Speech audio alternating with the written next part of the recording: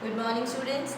Once again I welcome you all in this online class of biology, and students, in our previous videos we have discussed about the structural organization of cell, that is about plasma membrane, about nucleus, about cytoplasm, plant and animal cell, prokaryotes, eukaryotes, all this we have discussed. Now from today I will be starting with the cell organelles which are present in the cytoplasm. Yes. So, starting with the first organelle, that is endoplasmic reticulum, ER, the short form.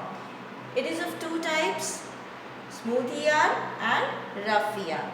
Large number of membrane bound tubes and sheaths. If you see the structure in the diagram of the cell, or here I have shown you the diagram of this ER particularly, and it is connected to the cell, you can see where it is, right? The position is also mentioned.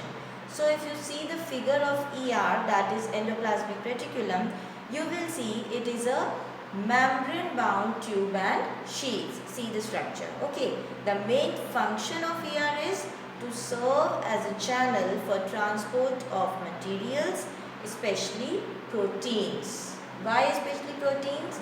Yes, because they have ribosomes. Rough ER is having ribosomes, and ribosomes are the site for protein synthesis, right?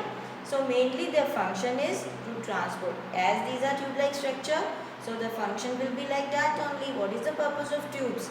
Transporting the things, right? So here also the main function is for transporting. It is a channel for transporting of materials, mainly the proteins from various regions of cytoplasm and the nucleus, right? Now see the structure, students. The two types of ER are shown. In rough ER, the ribosomes are present as the dots. In smooth ER, the ribosomes are not present. Even I can give you a question. The question can come in the form differentiate between smooth ER and rough ER. So these differential points must be there in your mind. So the very first and very important point is they have the ribosomes, the rough one, and the smooth one is not having the ribosomes. Now the main function of the smooth ER is synthesis of lipids, not the proteins, because ribosomes are not there. And in case of rough, the main function is synthesis of proteins. Okay, got it? Where ribosome is not there, the main function is synthesis of lipids, and where ribosomes is there, the main function is synthesis of proteins. Okay. Now usually they are found in the periphery of the cell, right? And originated by RER, by using ribosome. So this is all about ER, and ribosomes are protein factories. So the question can come in fill-ups form. Dash is the protein factories or engine of cells. The answer will be ribosomes, right students? The rough ER, they are originated from the nucleus membrane. Okay, that is why it is near to the nucleus. Okay, so got the difference between the two? This is ER, the combined structure, tube-like, channel-like structure. Differences between rough ER and smooth ER. I hope it's all clear, and the diagram is also there. Now the next cell organelle which we'll talk about is Golgi apparatus or Golgi bodies. It was first observed by Mr. Camillo Golgi in the year 1868. Now the length is given, the height. This is also a bit same like the ER. Okay, its main parts are cisterns, vesicles and tubules. You see the structure, all of these are shown. This is the structure of Golgi body, away from the ER, but it is also somewhere like the tubes. The main function is the transportation, again because the structure is like tube, so the transportation must be there. So the function is the transportation of various biomolecules with the cell cytoplasm, as it's there in the cytoplasm. So from the cytoplasm, the Golgi body transports various biomolecules. With that, the storage and modification of various kinds of polysaccharides, proteins, lipids from membrane, right? So the storage is also there in Golgi bodies, as well as transportation is also there.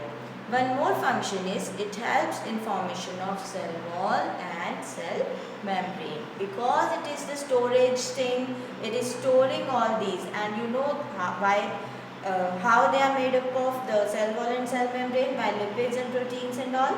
So that's why it helps in formation of cell wall and cell membrane. Got it, students? This was Golgi body. I hope it's clear. Now the next cell organelle which we discussed today is lysosomes. The other name is suicide bags. Right.